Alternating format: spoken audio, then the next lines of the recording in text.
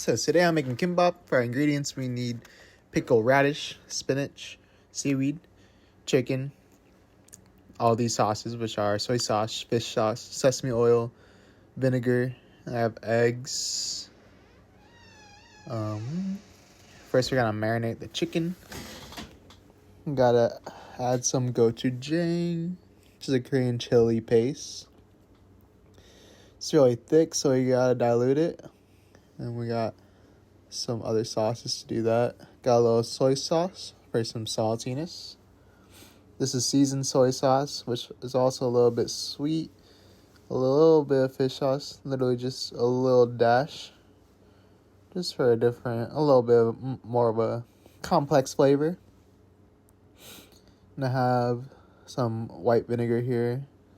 This white vinegar is spicy. I got something on my shirt.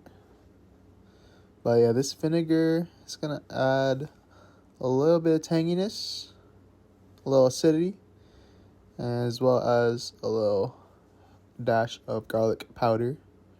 It's my cat. She's so cute. Her name's Ari. Alright, and we're going to throw the chicken into the air fryer. I like to use the air fryer, but you can use the oven. We want to cook it at a high temperature to keep the inside juicy. So I'm going to cook it at 375 for about 10 to 12 minutes, I would say. Got a pan for our vegetables that we're going to prepare now. Got the spinach and the carrots. So yeah, we want to prepare everything ahead of time. Right now I already made the rice. But you want to start this at least an hour ahead of when you're going to do it. If you haven't made the rice yet, especially. This is a really good to-go food, on the go. You can keep it in the plastic wrap at the end if you want, and just eat it like a burrito.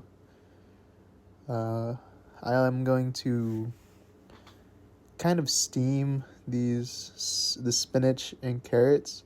I just add a little bit of water to the pan. It's kind of like frying and boiling at the same time. It's like steaming. It's just faster than setting up a whole pot for steaming, and cleaner and easier. I'm gonna season the spinach here with some sesame oil, a little soy sauce.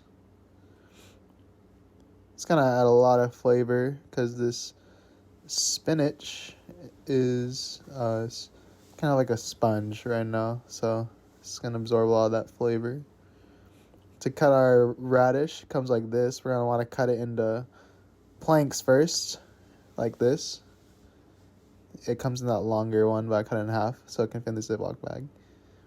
And then we're going to cut those planks into sticks, very long sticks. This is the wrong clip, but... Okay, now we have the egg. So... I'm only doing one kimbap today, so I didn't scramble it beforehand. If you're doing a lot, you want to scramble it before and then spread it out in the pan so it's easier to roll.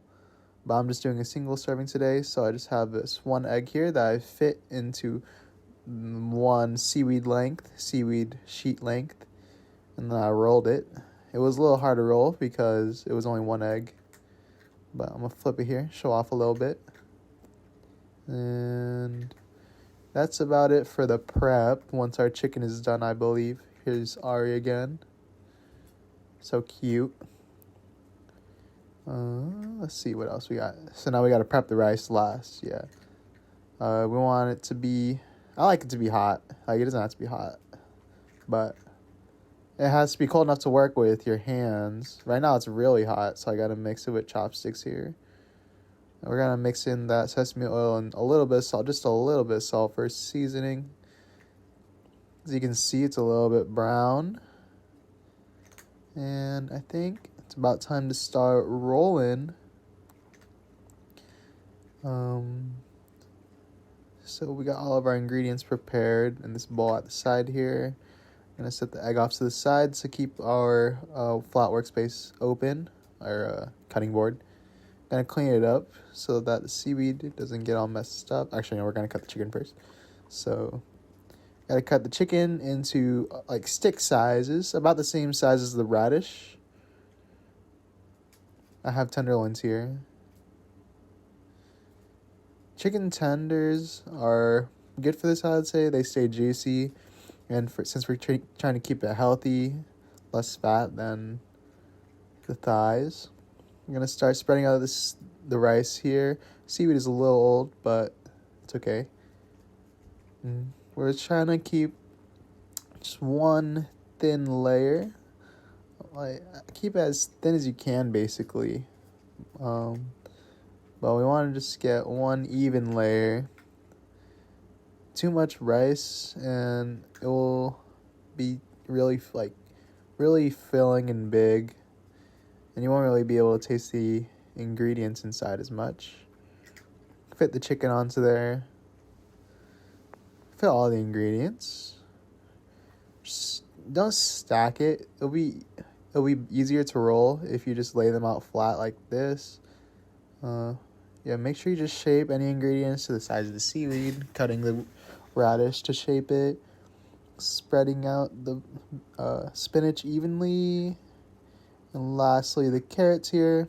You want to lay out the carrots lengthwise, so that they're following. Yes, you can they're making a line following the seaweed. Then we're gonna roll. You want to tuck and roll. So when you're rolling, you want to pull in the end, and anything falling out, you want to pull it in. And then you want to roll, tuck, roll. Tuck, roll, and then kind of push at the end to keep it tight. And then we're going to wrap it in plastic. The plastic wrap here helps it form tighter, as well as this bamboo shaping, which also helps it form tighter. To make cutting easier, I didn't do this here, but I should have. You can take the plastic wrap off and then set a new one on top. And don't roll it around. Just keep it flat on top without having the plastic go under, if that makes sense. So that's what the cross section looks like. Very colorful. We're going to cut it in half first, and then into quarters here. And then finally into eighths. This will give you really even slices. And about a bite size. If you want a little smaller, you can cut them smaller. Honestly, these are a little bit thick, but if you want them smaller, you can obviously cut them as small as you would like. Here's the insides here. And we're about done. That's the kimbap. We have chicken, carrots, spinach, radish, and egg.